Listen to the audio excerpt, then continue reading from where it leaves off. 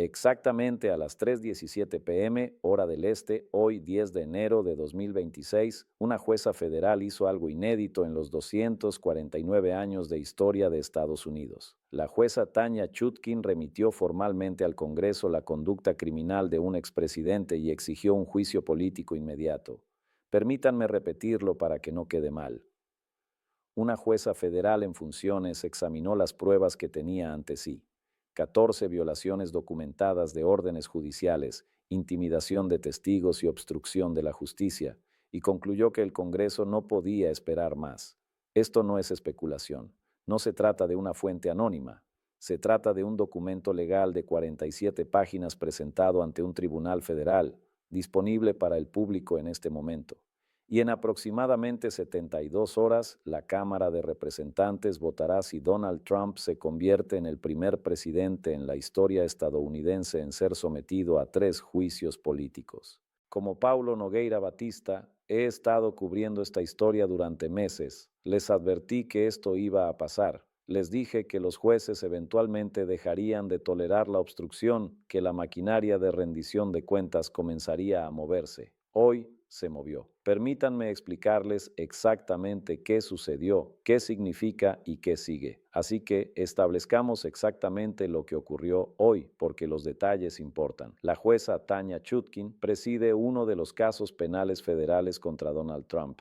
Durante meses ha lidiado con algo que ningún juez federal ha enfrentado jamás a esta escala. Un acusado que simplemente se niega a acatar las órdenes judiciales. Se violaron las órdenes de silencio. Se contactó a testigos a pesar de las prohibiciones explícitas. Se atacaron a fiscales, jueces y posibles jurados en redes sociales. Ni una ni 2 veces. 14 veces documentadas en tan solo 3 meses. En cada ocasión el tribunal emitió advertencias, citaciones por desacato, multas y en cada ocasión el comportamiento continuó. Hoy la jueza Chutkin dejó de preguntar. Presentó lo que se llama una remisión penal formal. Imagínense que un juez le dice oficialmente al Congreso: he agotado mis opciones. Este acusado es tan peligroso para la administración de justicia que deben actuar ya. Vale la pena leer directamente el lenguaje de la remisión. Cito: las reiteradas violaciones del acusado constituyen un peligro claro y presente para la administración de justicia y exigen la intervención inmediata del Congreso. Peligro claro y presente. Eso no es retórica judicial, es una conclusión legal con enorme peso. Y no solo envió un resumen, envió todo el expediente probatorio. 14 violaciones de la orden de silencio, cada una con fecha y hora, capturas de pantalla y archivo. Transcripciones de 7 audiencias de desacato en las que Trump recibió una advertencia directa. Registros telefónicos que muestran la coordinación con coacusados a pesar de las restricciones de contacto impuestas por el tribunal. Publicaciones en redes sociales dirigidas a fiscales, jueces y miembros del jurado. Comunicaciones internas del propio equipo legal de Trump reconociendo las violaciones. Declaraciones juradas de exjueces federales que califican la conducta de sin precedentes. Y luego, la parte más dañina de todas las conversaciones grabadas: el audio de Trump discutiendo planes para desafiar las órdenes judiciales con asesores cercanos. Evidencia que no solo demuestra comportamiento, sino que establece intención. Este es el tipo de evidencia que acaba con carreras, con administraciones y con movimientos políticos. Y todo fue entregado al Congreso en un solo documento de 47 páginas. Ahora bien, esto es lo que le da importancia histórica. Esto nunca había sucedido antes, ni durante el Watergate, cuando Nixon luchaba contra las citaciones, ni durante el juicio político a Clinton cuando se alegó obstrucción, ni durante la masacre del sábado por la noche, cuando Nixon despidió a fiscales especiales. Nunca un juez federal en funciones ha iniciado formalmente un juicio político contra un presidente o expresidente. La jueza Chutkin cruzó una línea que ningún juez ha cruzado jamás porque concluyó que la conducta no le dejaba otra opción, y el Congreso no fue tomado por sorpresa. Para entender por qué la jueza Chutkin tomó esta medida extraordinaria, es necesario comprender cómo funcionan realmente los tribunales federales. Los jueces tienen herramientas limitadas. Cuando un acusado viola una orden judicial, el juez puede emitir advertencias, imponer multas, declararlo en desacato o, en casos extremos, revocar la fianza. Pero ¿qué sucede cuando nada de eso funciona? ¿Qué sucede cuando un acusado es lo suficientemente rico como para que las multas no importen, lo suficientemente poderoso como para que la cárcel parezca políticamente imposible y lo suficientemente desafiante como para que se ignoren las advertencias? Esa es la trampa en la que ha caído el juez Chutkin durante meses. Cada violación aumentaba la presión. Cada citación por desacato que no modificaba el comportamiento debilitaba al tribunal. Y Trump, ya sea por instinto o por estrategia, siguió presionando. Atacó a los fiscales por su nombre, publicó sobre testigos en casos penales activos, compartió información que podría influir en los grupos de jurados, se coordinó con los coacusados, tenía prohibido legalmente contactarlos y cuando se le advirtió lo hizo una y otra vez. Así es como se ve la obstrucción sistemática. Ni una mala decisión, ni una sola publicación indignada, un patrón deliberado, repetido, documentado. Y aquí está el punto crítico que la mayoría de la gente pasa por alto. La autoridad de un juez depende de su cumplimiento. Si las órdenes se pueden violar sin consecuencias, pierden su sentido. Si un acusado puede ignorar al tribunal repetidamente, todo el sistema se debilita. La jueza Chutkin comprendió que su continua tolerancia perjudicaba al propio poder judicial. Cada violación impune enviaba un mensaje no solo a Trump, sino a todos los acusados en todos los tribunales federales. Se sigan las reglas o no, no importa. Por eso intensificó la situación. La remisión penal no tiene que ver con política. Se trata de la supervivencia institucional. Es una jueza federal que dice, no puedo solucionar esto sola. La conducta es demasiado peligrosa. El Congreso tiene el poder que yo no tengo. Úselo. Esto importa porque cambia el marco por completo. La defensa de Trump siempre ha sido que se trata de persecución política, fiscales partidistas, jueces designados por Obama, conspiraciones del Estado profundo. Pero esa defensa se derrumba cuando quien hace la acusación es un juez federal vitalicio que actúa con pruebas documentadas bajo juramento. La jueza Chutkin no filtró información a la prensa, no concedió entrevistas, presentó un documento legal formal en audiencia pública, adjuntó las pruebas y las transmitió por los canales oficiales. Eso no es persecución, es procedimiento, y ahora el Congreso tiene que responder. A pocas horas de la remisión del juez Chutkin, el Congreso actuó más rápido de lo esperado. Los artículos de juicio político se habían redactado hacía meses y permanecían en silencio en comisión desde noviembre de 2025. 8 cargos específicos: obstrucción a la justicia, manipulación de testigos, desacato al tribunal, violación de órdenes judiciales, abuso de poder, conducta impropia de un funcionario público, amenaza al orden constitucional e incitación. Hasta hoy, esos artículos contaban con unos 87 copatrocinadores, todos demócratas, insuficientes para su aprobación. Esta tarde, esa cifra se había disparado a 231. Eso representa la mayoría de la Cámara de Representantes. Son votos suficientes para iniciar un juicio político de inmediato. Y esto es lo destacable. Los nuevos nombres no son demócratas progresistas de distritos demócratas seguros. Son republicanos moderados de distritos clave que habían defendido a Trump en 2 juicios políticos anteriores. El representante Mike Lawler de Nueva York ofreció una rueda de prensa esta mañana, un republicano de un distrito que Biden ganó. Escuche lo que dijo. Cita: hice juramento a la Constitución, no a ninguna persona. Cuando un juez federal dice que un expresidente está obstruyendo la justicia, tengo el deber de tomarlo en serio. Representante Don Bacon de Nebraska, otro republicano, otra deserción. El cálculo político cambió de la noche a la mañana y el liderazgo demócrata no espera. Han invocado la regla 99, sección 2, un procedimiento acelerado que exige una votación del Pleno de la Cámara en 72 horas. Esa moción se presentó esta mañana, lo que significa que, a más tardar el lunes 13 de enero, la Cámara de Representantes votará si se debe enjuiciar a Donald Trump por tercera vez, 72 horas. Ese es el plazo. Con 231 copatrocinadores ya comprometidos, las matemáticas son implacables. El juicio político ya no es una cuestión de si se llevará a cabo, sino de margen. ¿Será un estrecho margen de 218 a 217 o se convertirá en una victoria aplastante a medida que más republicanos se separan durante el fin de semana? Porque esa lista crece cada hora. Los republicanos moderados que esperaban cobertura política ahora están abandonando el barco. Ven la remisión penal de un juez federal, ven evidencia documentada de obstrucción, escuchan a electores exhaustos por el caos constante y comprenden que no pueden salir en televisión nacional defendiendo la manipulación de testigos después de que una respetada jueza haya firmado una remisión de 47 páginas. El terreno político ha cambiado bajo el Partido Republicano y la respuesta de Trump lo ha empeorado todo. Desde ayer por la tarde ha estado publicando constantemente en Truth Social diatribas en mayúsculas sobre tribunales amañados, ataques a lo que él llama jueces de Obama, acusaciones de persecución política y teorías conspirativas. Pero entonces apareció una publicación que inmediatamente encendió las alarmas en Washington.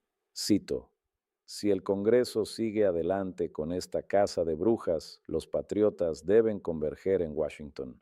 La segunda enmienda existe para momentos como este. Léanlo de nuevo. Un expresidente llamando abiertamente a la resistencia armada contra el Congreso.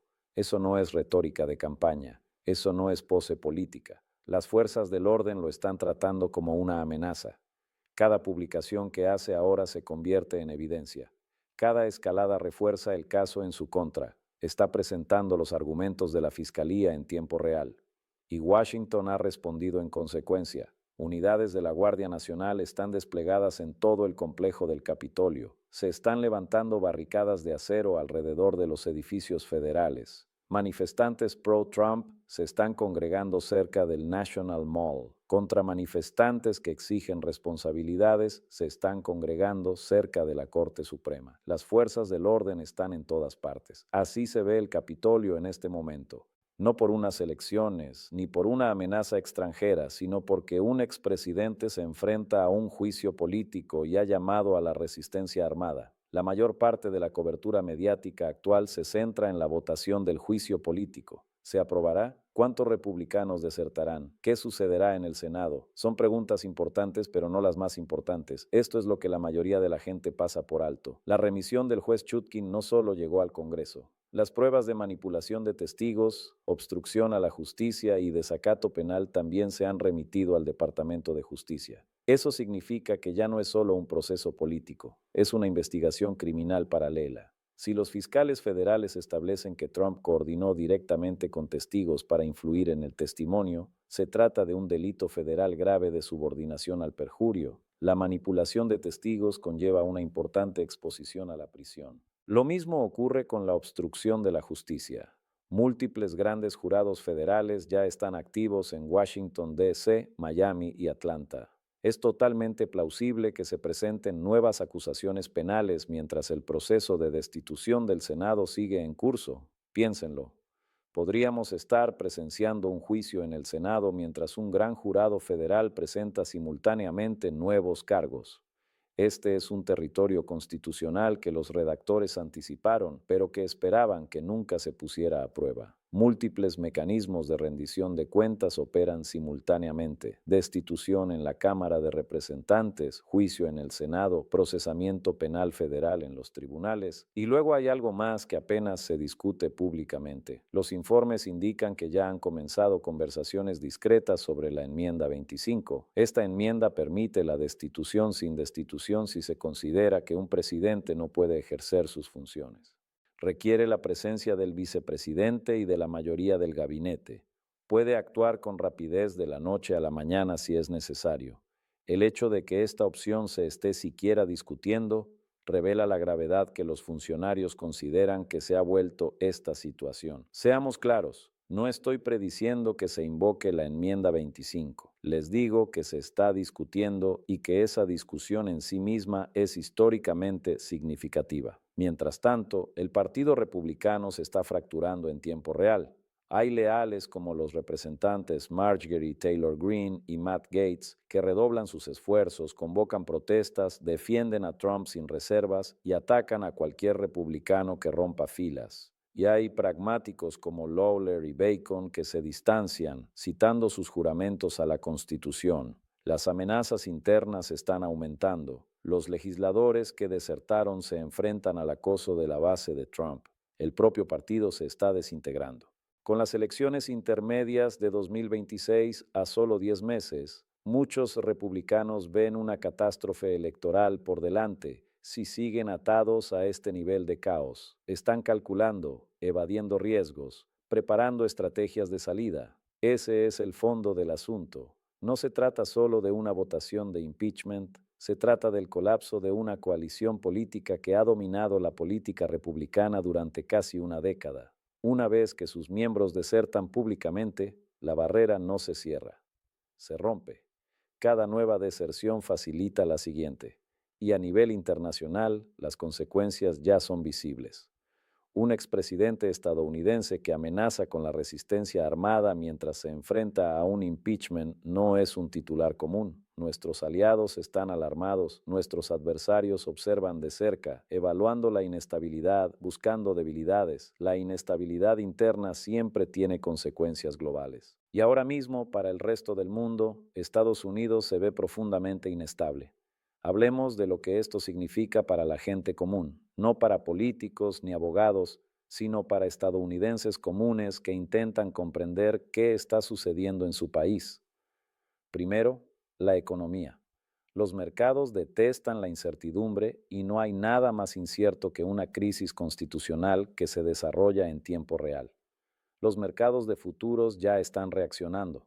Los inversores internacionales están observando. Cuando la mayor economía del mundo se ve políticamente inestable, el dinero se mueve. Los tipos de interés pueden fluctuar. Las cadenas de suministro pueden restringirse. Las decisiones de contratación se retrasan.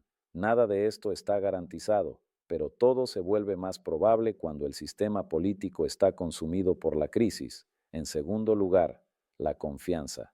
Esto es más difícil de medir, pero quizás más importante. ¿Cómo les explicas a tus hijos lo que está sucediendo ahora mismo? Un expresidente llamando a la resistencia armada, tropas de la Guardia Nacional rodeando la capital, un juez federal concluyendo que la obstrucción a la justicia se ha vuelto tan grave que el Congreso debe actuar de inmediato. Este daño es algo difícil de reconstruir. La fe en las instituciones, la creencia en que el sistema funciona, la confianza en que los desacuerdos se pueden resolver mediante procesos en lugar de la fuerza. Cada generación de estadounidenses tiene que decidir si la Constitución es solo palabras escritas o algo que realmente limita el poder. Este es uno de esos momentos. En tercer lugar, la seguridad. Las fuerzas del orden no están desplegando a la Guardia Nacional como precaución. La están desplegando porque creen que la amenaza es real. El recuerdo del 6 de enero no es abstracto, es operativo. Las agencias saben exactamente qué sucede cuando la retórica se convierte en acción. Vieron a una turba atacar la capital en tiempo real. Están decididos a no ser tomados por sorpresa otra vez. Para los habitantes de Washington en este momento, empleados federales, personal del Capitolio, familias que viven cerca de edificios gubernamentales, las próximas 72 horas serán tensas. Controles de seguridad, cierres de calles, ruido de helicópteros durante la noche. Esa es la realidad humana de la crisis constitucional. No se trata solo del drama de las noticias por cable. Se trata de gente que cancela planes, que deja a sus hijos en casa sin ir a la escuela, preguntándose si su viaje al trabajo será seguro. Y en cuarto lugar, el futuro. Pase lo que pase el lunes, el panorama político ha cambiado para siempre.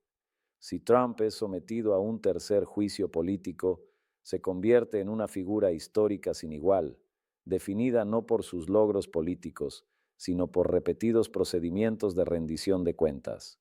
Si de alguna manera es absuelto en el Senado, sigue siendo políticamente viable, pero legalmente expuesto, con casos penales federales que continúan independientemente de las votaciones del Congreso. En cualquier caso, los próximos años estarán consumidos por juicios, apelaciones, investigaciones y una inestabilidad constante. No hay camino de vuelta a la normalidad desde aquí, solo hacia adelante, a través de lo que venga después. Entonces, ¿cuáles son los posibles escenarios a partir de ahora? Permítanme explicar cómo podrían ser las próximas semanas, no como predicciones, sino como posibilidades reales basadas en lo que sabemos actualmente. Escenario 1. Se aprueba el juicio político y el Senado condena. Esto requiere la participación de todos los demócratas y al menos 18 republicanos en el Senado. Es un desafío difícil, pero no imposible, especialmente si surgen más pruebas durante el juicio en el Senado o si Trump continúa intensificando su retórica de forma que sea imposible defenderlo. Si se produce la condena, Trump quedaría inhabilitado permanentemente para ejercer cargos federales. Su carrera política estaría terminada en un sentido constitucional y legal.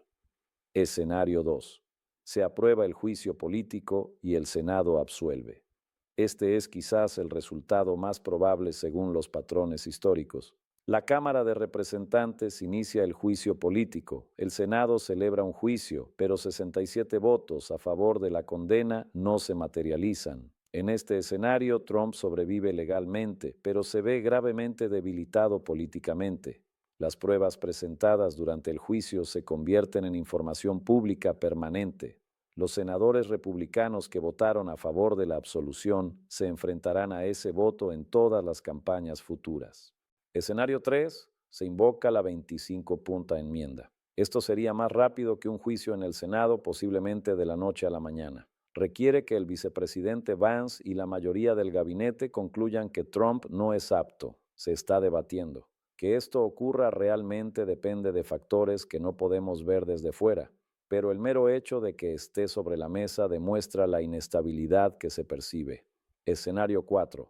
Nuevas acusaciones penales. Independientemente del Congreso, los fiscales federales continúan su trabajo. Podrían presentarse nuevos cargos en cualquier momento: manipulación de testigos, obstrucción, desacato penal. Esto crearía la situación sin precedentes de un expresidente que enfrenta un proceso penal activo mientras se somete simultáneamente a un proceso de destitución en el Congreso. Ninguno de estos escenarios es mutuamente excluyente. Varios podrían ocurrir simultáneamente, y ese es quizás el punto más importante.